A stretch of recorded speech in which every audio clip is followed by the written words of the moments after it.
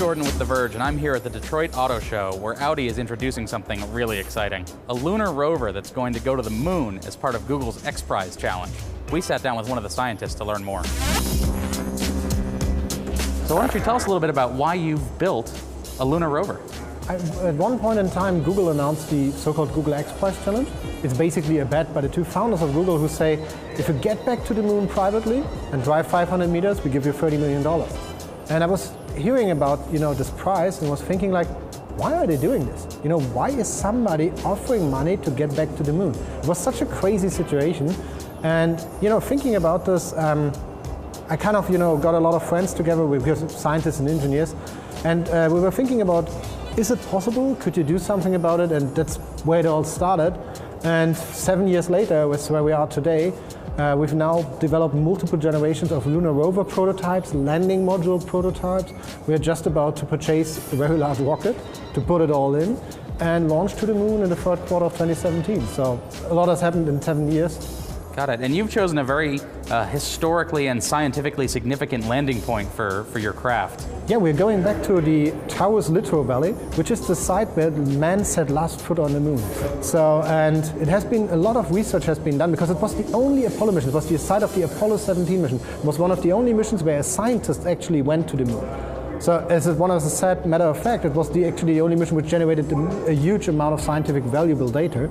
And this is perfect for us to build up on. We have this opportunity to redo this value with much finer equipment and figure out what this anomaly has been caused, and also, of course, expand the range of exploration that has been done there. The main mission objective from our mission is not just to get back to the moon itself, but actually visit something that's been left on the moon. That's the LRV, the Lunar Roving Vehicle. That's the moon buggy that the Apollo astronauts used to drive around the moon.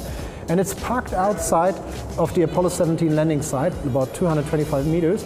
And we want to go there and study the remains of it. It's been on the moon for over 43 years, exposed to the vast amount of space, to the radiation and to all of the space weather. And so this kind of material science helps you to understand what materials you can use to build a lunar base.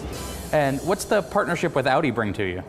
The partnership with Audi actually adds two big values for us. Of course, access to the technology and the engineers at Audi, and of course the funding that we need to develop everything we do. So for the first thing, something that's really cool is that Audi helps us to do all of the optimization. So they helped us from the very last generation to this generation of the rover to get the weight down by over 10 kilograms using 3D printing technology, for example, in-house. So for example, the latest rover that you just see here has been based on 3D printed aluminum and titanium with special mixes done by Audi, for example, which have a very high strength but are very lightweight. So the parts are just 1 millimeter thick. Then of course we have this electrical drive subsystem where we have highly efficient brushless drives integrated into the wheel, which gives us 360 degrees of freedom from the top side perspective, and of course from the side perspective. So it means that you can traverse the terrain quite a lot. That's where the guys from Quattro help us a lot.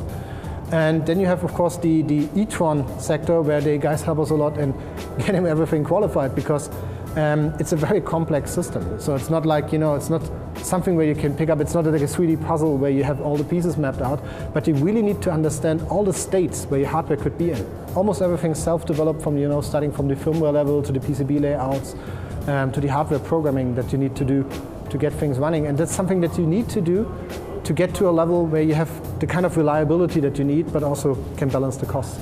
The rover could make it to the moon within 2 years, but space is hard, so good luck to them. We'll have much more from the Detroit Auto Show here later this week. Subscribe for more videos to youtube.com/TheVerge, or just check out TheVerge.com.